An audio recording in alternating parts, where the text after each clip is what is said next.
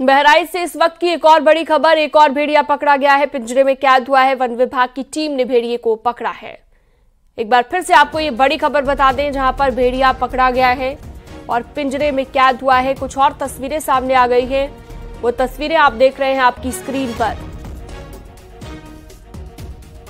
तो देख सकते हैं आप, पिंजरे में कैद हुआ है आदमखोर भेड़िया।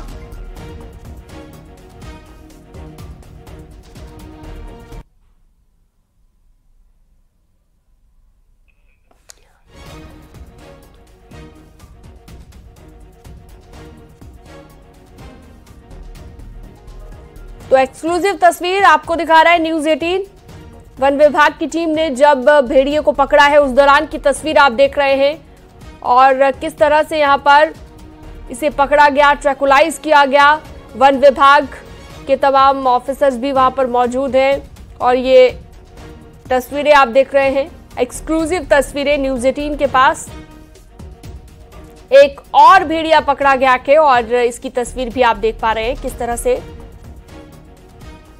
उसे काबू में करने की कोशिश की जा रही है। अखिलेश फोन लाइन पर जुड़ गए हैं हमारे साथ। अखिलेश, कैसे वन विभाग को ये बड़ी कामयाबी मिली, क्या कुछ पूरा वाकया रहा और किस तरह से कामयाब हो पाई वन विभाग की टीम इसे पकड़ने में, क्योंकि लंबे वक्त से ढूंढा जा रहा था? देखिए, बहराइच में पिछले दहशत के दिनों में ये बड़ी सफलता वन विभाग को लगी है और अब तक अगर डेवलपमेंट की बात करें तो ये 5वां भेड़िया वन विभाग ने अपने पिंजरे में कैद किया है।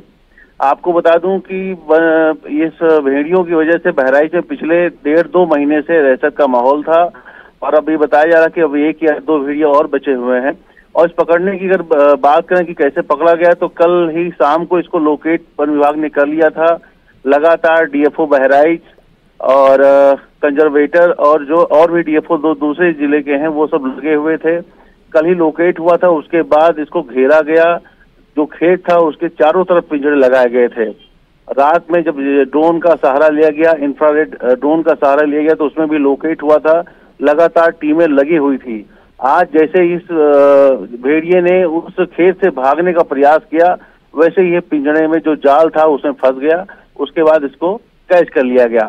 तो अब ये दहशत का माहौल, थोड़ी राहत इस क्षेत्रवासियों को जरूर मिली है, क्योंकि अभी तक भेड़ियों की वजह से बहराइच में जो महासी का इलाका है वहां पे दहशत का माहौल था। लोग रात में जाकर अपनी निगरानी कर रहे थे और अगर जिला प्रशासन की बात करें तो क्लॉक वाइज लोगों की ड्यूटी लगाई जा रही थी। 110 गांव में जो ड्यूटियां चल रही थी, तो ये बड़ी सफलता मिली है और लोगों को अब राहत की सांस जरूर मिलेगी कि चूंकि ये 5वां भेड़िया अब वन विभाग के पिंजरे में कैद हो चुका है। अब ये बताया जा रहा है कि 1 या 2, अभी जो लंगड़े भेड़िए की बात हो रही थी वो हालांकि वन विभाग के पहुंच से दूर है, लेकिन जल्द वो भी पकड़ा जाएगा।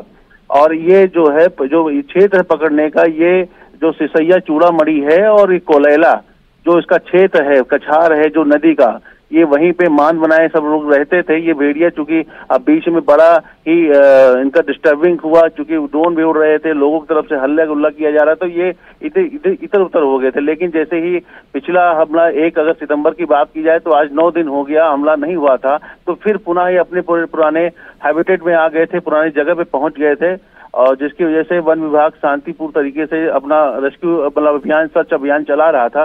ड्रोन की मदद से कल इसको ही लोकेट कर लिया गया था और लगातार रात में वन विभाग के जो कर्मचारी हैं वो लगे रहे, चारों तरफ पिंजरा लगा दिए और जैसे आज उसने भागने का प्रयास किया, ये वन विभाग के जाल में कैद हो गया है। अभी 5वां भेड़िया कैद हुआ है।